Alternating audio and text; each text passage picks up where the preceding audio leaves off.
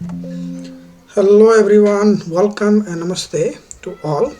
Today we are going to talk about two topics, unity and coherence in an essay.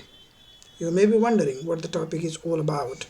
What is unity and what is coherence? You may be thinking what these two topics are all about. So let's discuss about these two topics and try to understand what they are all about.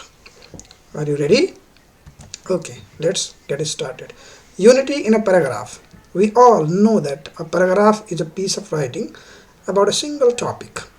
In one paragraph, we have a single topic, then we have supporting details, then we have conclusion. So in a paragraph, we must have a topic sentence, then we have supporting details, the sentences will support the topic sentence, and finally we have a conclusion. So this is the structure of a paragraph.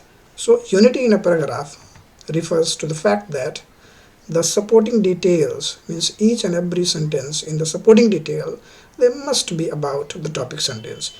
Any sentence which is not about the topic sentence in the paragraph would break the unity in a paragraph.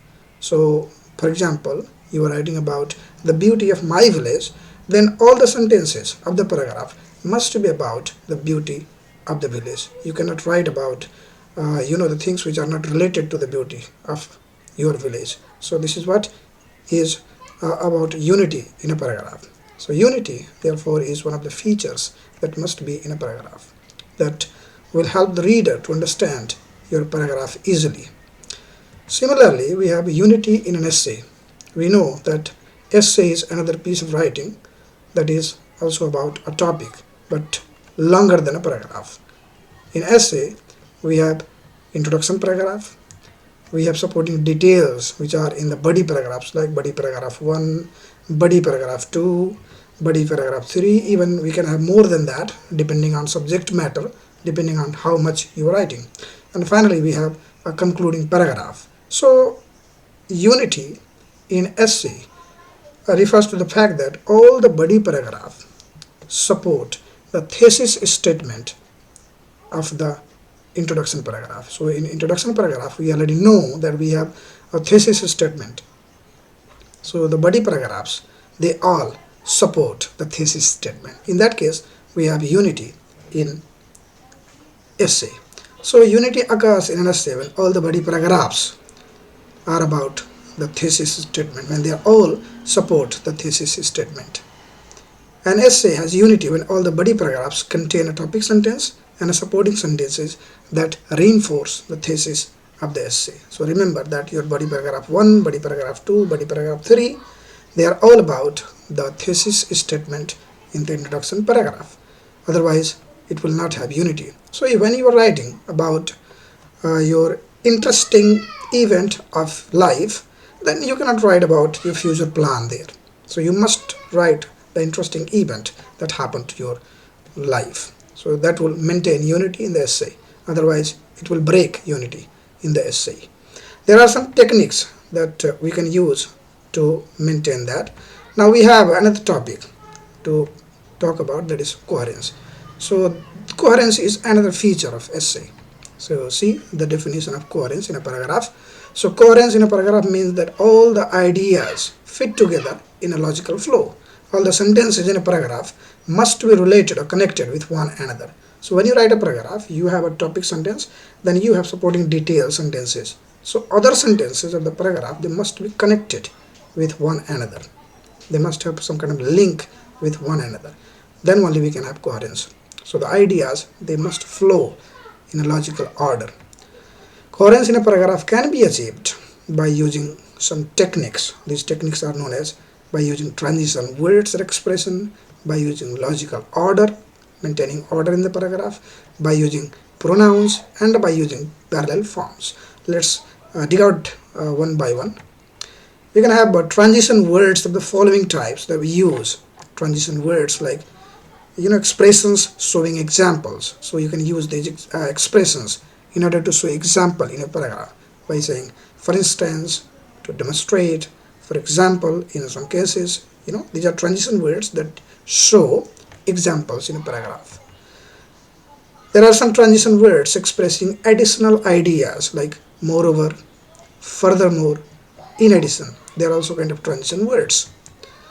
Similarly, other transition words are like the words showing contrast, or you can say difference.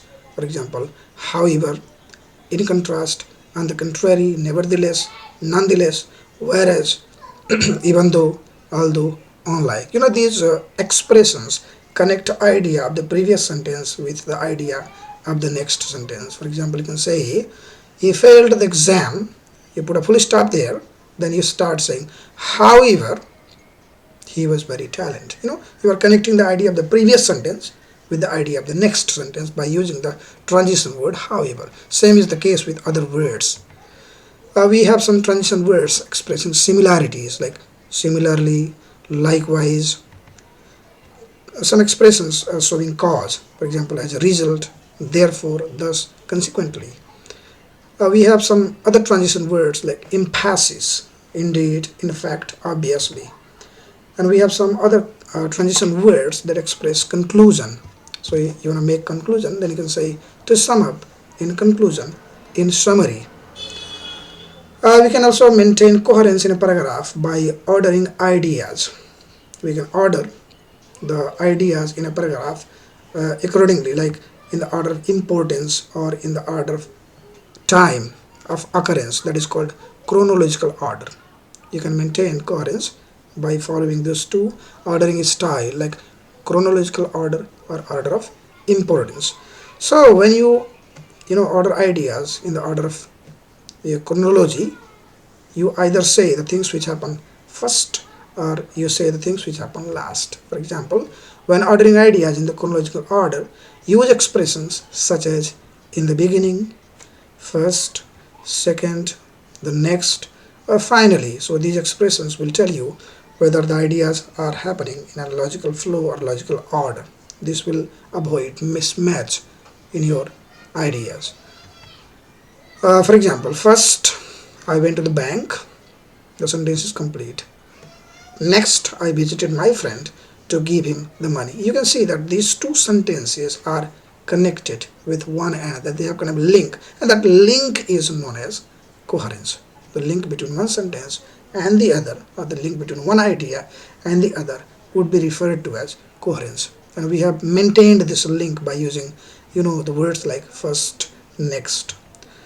When arranging ideas in the order of importance, ideas from you can order the ideas from most important to the least important, or just opposite of that. So you can say the most important thing first, and then you can say the least important thing later, or just opposite of that. You can say the least important thing first and the most important thing later. You can use the expressions like the most important thing, the least important thing, the next, the final, and so on. So this is how you can order your ideas. Another technique of using maintaining coherence in the paragraph is by using pronoun. You know that pronoun is a word that replaces noun.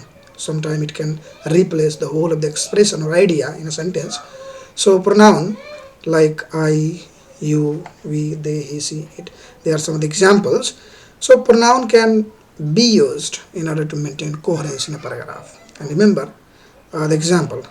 What is coherence and why do we need to study about it? You can see that first I have used the noun coherence, and later I have used the pronoun for this noun it. So we can use pronoun to link the ideas from the previous sentence with the ideas of the next sentence.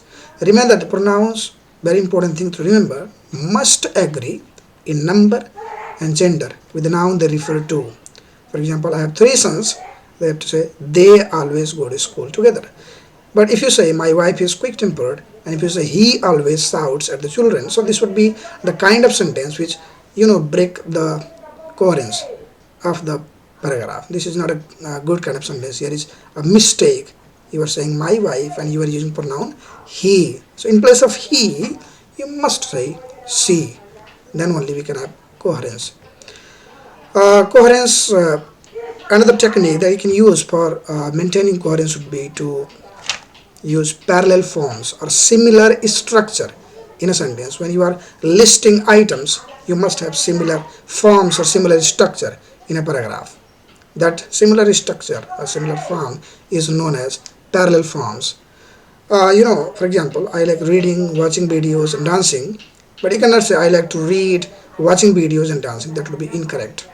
He bought a paper, sat on a bench, and he started reading, but you cannot say he bought a paper, sits on a bench, and he started reading. So, this kind of structure must have similarities, otherwise, that will break.